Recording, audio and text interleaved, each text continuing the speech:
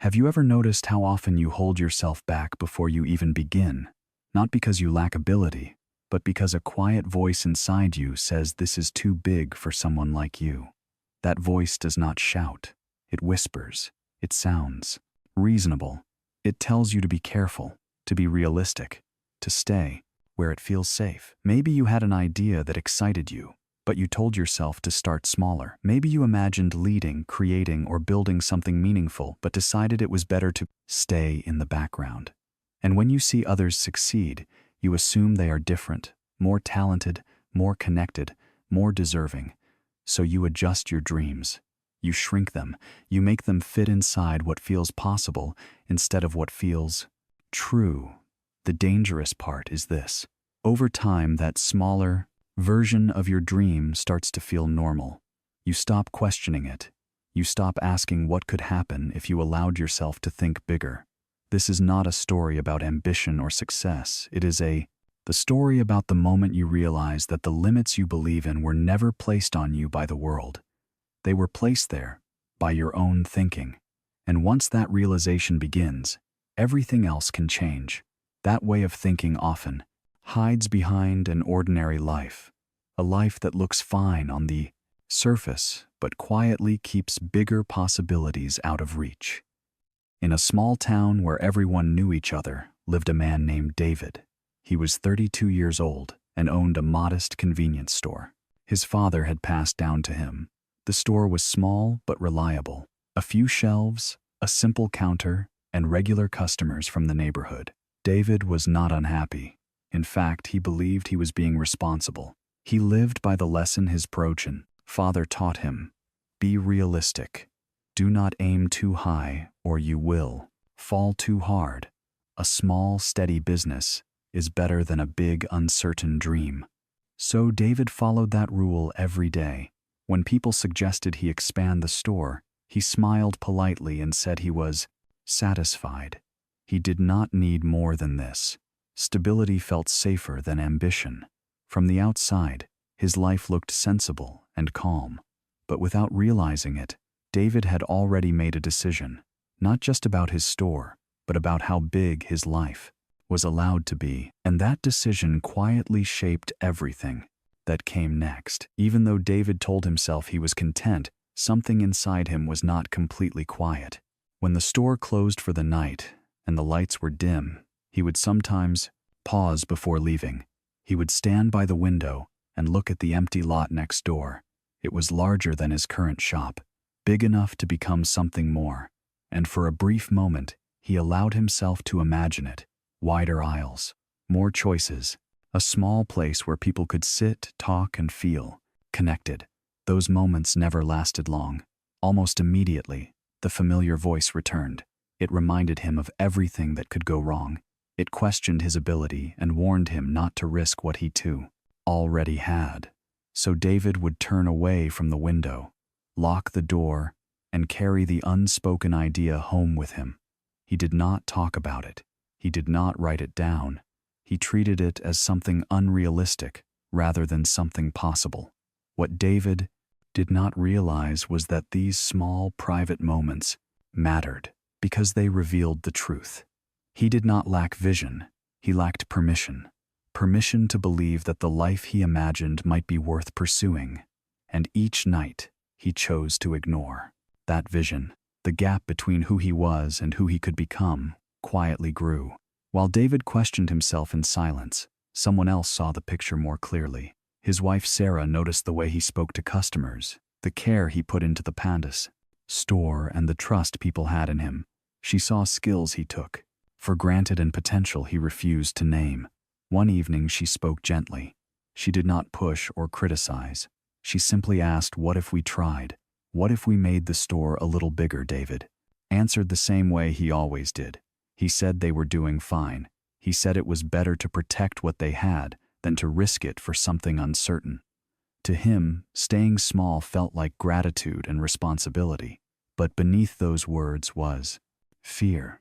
Not fear of work, not fear of effort, fear of discovering his limits. Without realizing it, David was not choosing stability. He was choosing to avoid disappointment. And each time he repeated that choice, the walls around his thinking grew stronger. If you have ever talked yourself out of something, not because it was impossible, but because it felt unsafe, you might recognize this moment. As you listen to this part of the story, quietly reflect. Where in your own life have you answered what if with maybe, later, or not for me? You do not need to explain it, just notice it. And if it feels familiar, you are not alone. Life has a way of challenging the choices we avoid questioning. For David, that challenge arrived quietly but decisively. One autumn morning, a notice appeared around town. A large supermarket chain would open just 2 blocks away. Modern, clean, and efficient, with wider selection and lower prices. At first, David tried to stay calm. He told himself his customers were loyal, that his small store would survive as it always had. But the change was impossible to ignore. Week after week, fewer people walked through his door. Familiar faces offered apologetic smiles as they passed by toward the new store, not out of disloyalty but convenience. Within 3 months, his daily sales dropped sharply. Savings thinned. Bills began to pile up. The steady business he believed would always protect him was slowly slipping away. One evening, after the worst day he had seen in years, David closed early. He sat alone behind the counter with nothing to distract him from the truth. For the first time, he understood. Thinking small had not kept him safe. It had left him unprepared.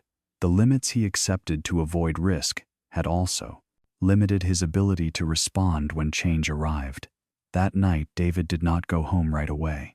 He stayed sitting on the floor behind the counter long after the lights were off. For the first time, he allowed himself to say what he had avoided for years. I should have done more. I should have grown when I had the chance. It was not anger he felt. It was clarity, a quiet understanding that his caution had cost him more than any risk ever had. When Sarah found him, she did not rush to fix anything. She sat beside him and let the silence speak. Then she mentioned someone he had heard of, but never imagined meeting.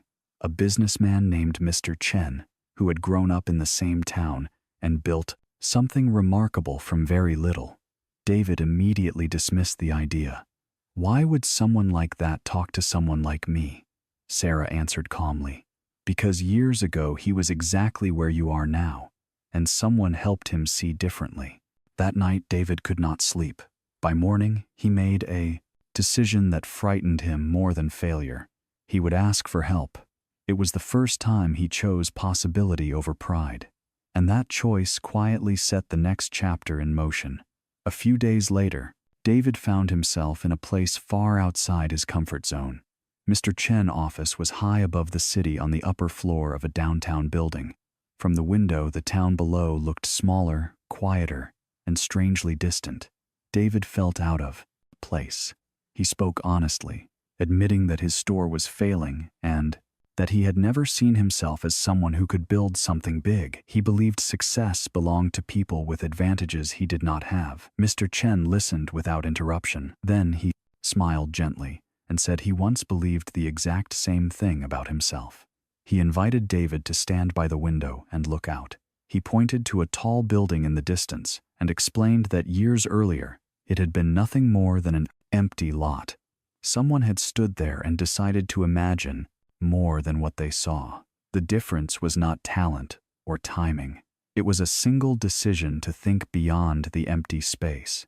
As David listened, something began to shift. For the first time, he saw that his struggle was not about the size of his store.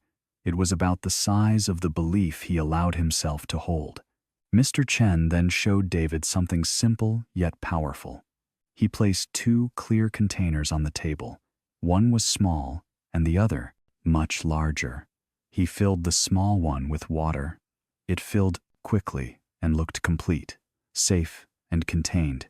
Then he poured the same water into the larger container. At first, it barely covered the bottom.